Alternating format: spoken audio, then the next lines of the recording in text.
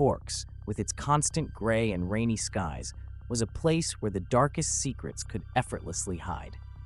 When Bella Swan arrived in town to live with her father, Charlie, she had no idea her life was about to change in ways beyond her imagination.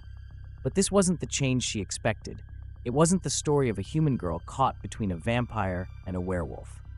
This time, Bella would discover that her destiny was not to be an ordinary mortal, but something far wilder. The first months in Forks were strange for Bella. There was something she couldn't explain.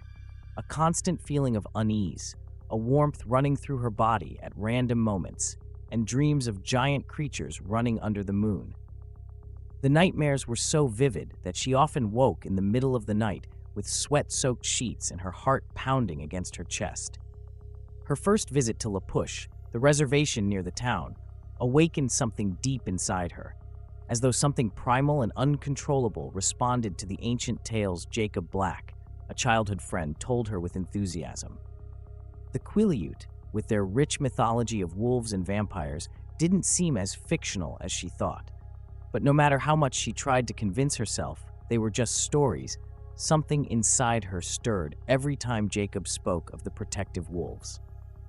It was on a particularly stifling day when everything changed. Bella was exploring the woods near Charlie's house, trying to calm herself after a heated discussion about her reluctance to adjust to Forks. The sounds of the forest seemed amplified. The crunch of branches, the whisper of the wind, even the distant birdsong felt like a deafening chorus. Then, a deep roar broke the air. A group of hikers had invaded protected territory, disturbing a bear that now stalked them. Bella felt an unbearable heat invade her body, as if something was trying to escape her skin. Her breathing became erratic, and before she could understand what was happening, her vision blurred, her muscles tensed, and a burst of energy shook her. When it was over, Bella was no longer human. A wolf with jet-black fur stood where she had been. Her eyes were still a warm brown, but her mind was split between animal instinct and human confusion. Every sound, every scent, every movement around her was overwhelming. She could feel the hiker's fear, the latent danger of the bear, and most of all, her own bewilderment. Before she could react, a group of giant wolves appeared. They were led by Sam Uli, the alpha of the pack, along with other members of the Quileute who had sensed her transformation. They brought her to La Push, where, after hours of effort, Bella managed to return to her human form. Naked and trembling, she found herself in front of Sam and the tribal elders, who explained what had happened.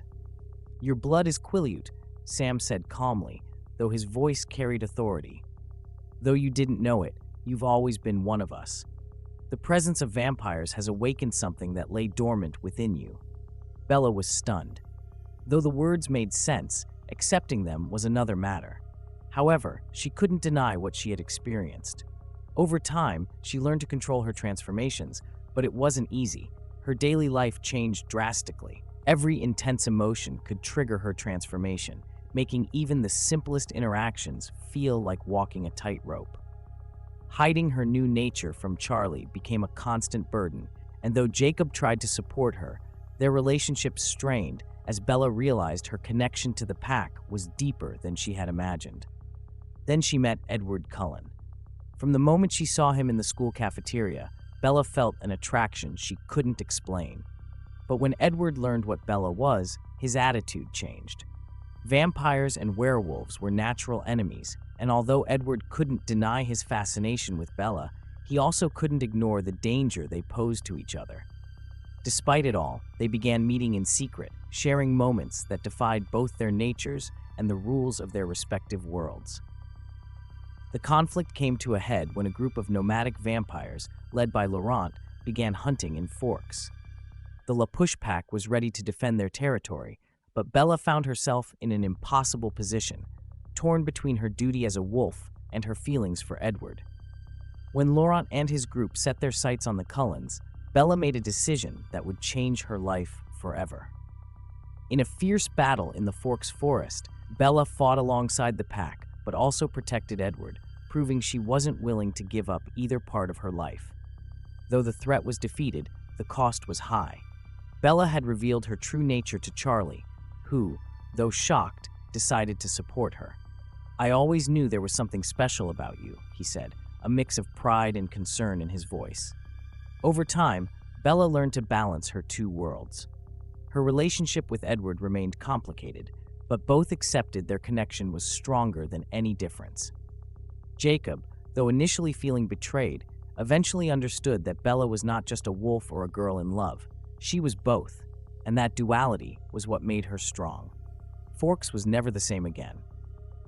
Bella, known as the Wolf of Forks, became a legendary figure, a protector of her land, and a bridge between two enemy worlds. Though she knew her future was full of challenges, Bella was ready to face them with the strength of a wolf and the heart of a human.